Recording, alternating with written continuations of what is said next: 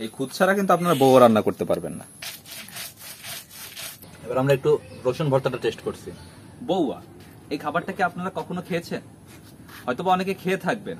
তো আজকে আমরা আপনাদেরকে দেখাবো কিভাবে আমরা বরিশালের মানুষরা বউয়া রান্না করে থাকি। বউয়া রান্নার জন্য এখন আমরা পেঁয়াজ এবং মরিচকে কেটে নিব।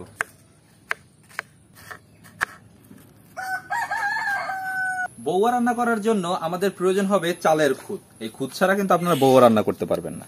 এখন আমরা চালগুলোকে ধুয়ে নেব।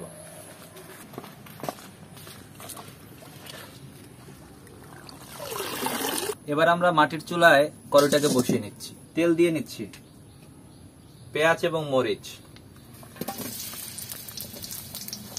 এবার আমরা এগুলোকে ভালোভাবে নেড়ে নিব। পেঁয়াজের রংটা বাদামি না হওয়া পর্যন্ত আমরা ভাজতেই থাকবো। আমাদের পেঁয়াজটা মোটামুটি ভাজা হয়ে গেছে। এখন আমরা খুদগুলো দিয়ে নিব।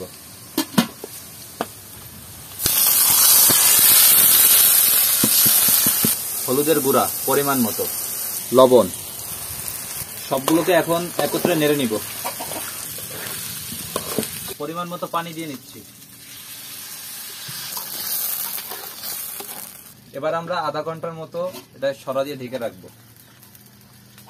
বউয়ার সাথে খাওয়ার জন্য আমরা আজকে দুই ধরনের ভর্তা তৈরি করব।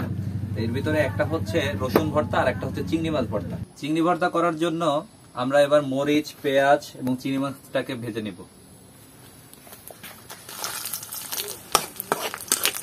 এখন আমরা পেঁয়াজটাকে ভেজে নিব। চিংড়ি মাছ, সামান্য পরিমাণ লবণ দিয়ে নিচ্ছি।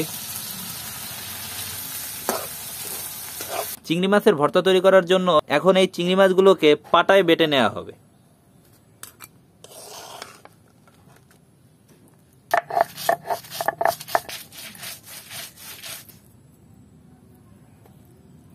আমাদের চিংড়ি মাছ ভর্তা শেষ। এবার আমরা রসুন ভর্তা করব। প্রথমে রসুন নিয়ে নিলাম।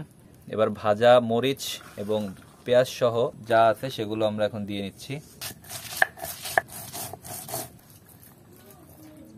আমাদের বউয়া রান্না করা শেষ, ভর্তাও বানানো শেষ। এবার আমরা খাবো।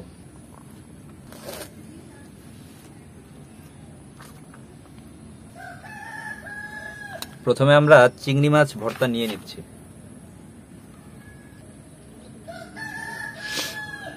বিসমিল্লাহির রহমানির রহিম।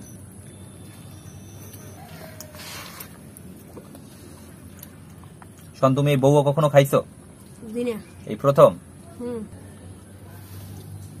চিংড়ি মাছের ভর্তাটা কেমন লাগতেছে? খুব ভালো। এবার আমরা একটু রসুন ভর্তাটা টেস্ট করছি।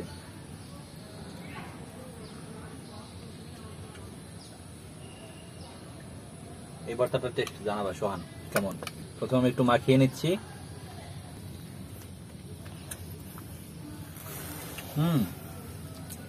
তো এই খাবারটা যদি আপনারা ছোটবেলায় খেয়ে থাকেন অবশ্যই আমাদের কমেন্ট করে জানাতে পারেন। তো আজকের মতো আমরা এখানেই ভিডিও শেষ করছি।